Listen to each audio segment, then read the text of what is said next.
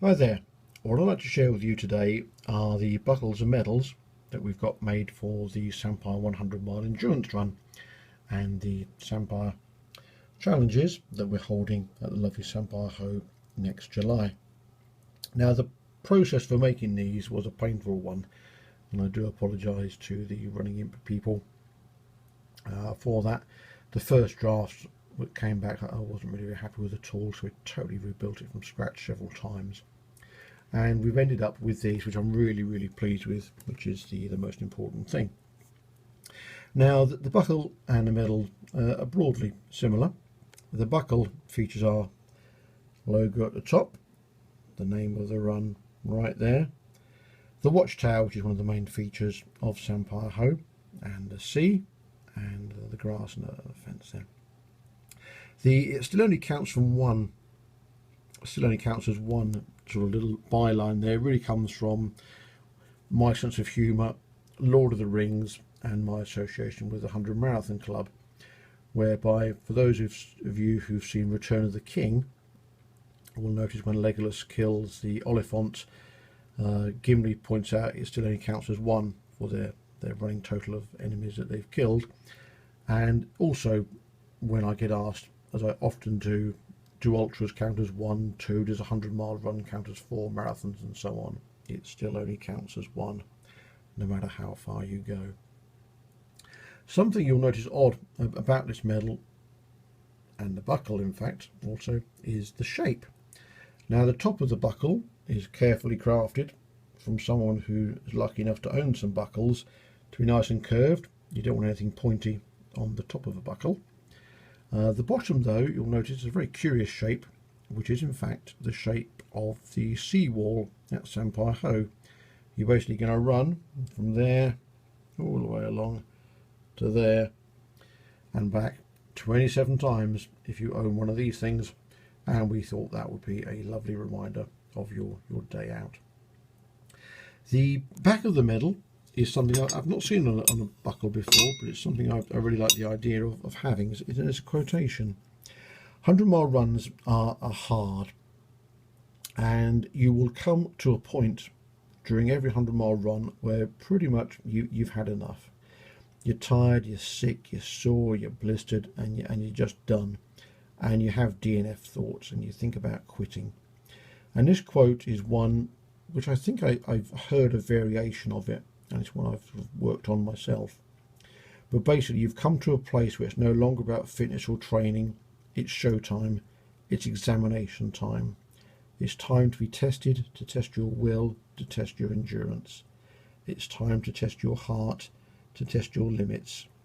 And of course, if you own one of these buckles, you've passed that test. And really, every 100-mile event, every 100-mile run, every long ultra run, you come to that point and you earn these buckles. And if you want to earn one of these, you come to that point and you decide to carry on rather than to stop. Now, this Samphire 100-mile endurance run, we try to make it as accessible as possible, and to that end it's very difficult to DNF at this 100-mile run. Basically, any time in the first 24 hours you can drop down. If it's not your day, if your legs are hurting, you're feeling sick and you just can't take any more, you can drop down to the 24-hour challenge event and you'll earn one of these bad boys, and you'll get an official ultra finish, assuming you've done more than 26 miles.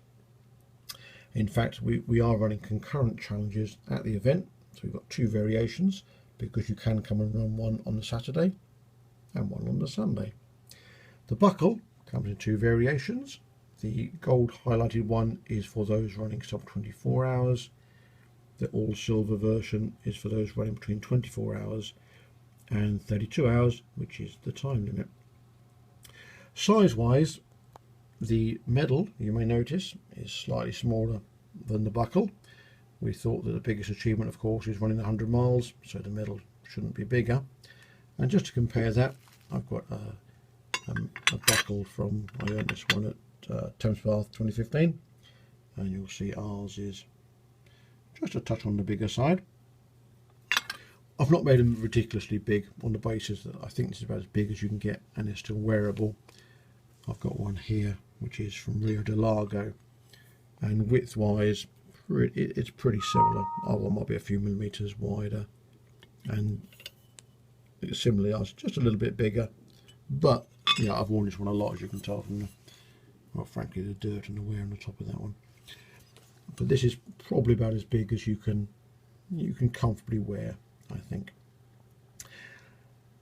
Now, one thing we have done, which I think if any race directors are watching this, they will have a cardiac app, because financially it is stupid, in that for everyone who's entered our 100-mile race, we have one of these, we have one of these, and we have one of these for you all lined up, on the basis we don't know on the day what you're going to earn.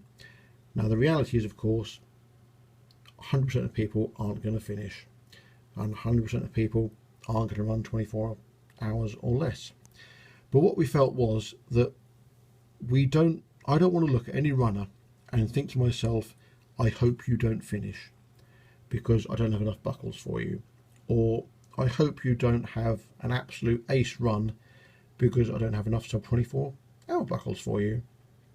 Statistically, that's just ridiculous, because there's no way we're going to get 100% finishers, and there's no way 100% of people are going to do sub 24 hours. It just can't happen.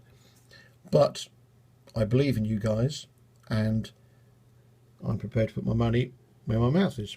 So basically, we will have one of these, and one of these, and it's up to you to decide, or to work and to earn, which one you get. And I'm hoping you'll get one of these. If you don't get one of those, I hope you get one of these. And failing that, I hope you had a good experience and you earn one of these. Thanks for watching, and I hope that we get to see you next July.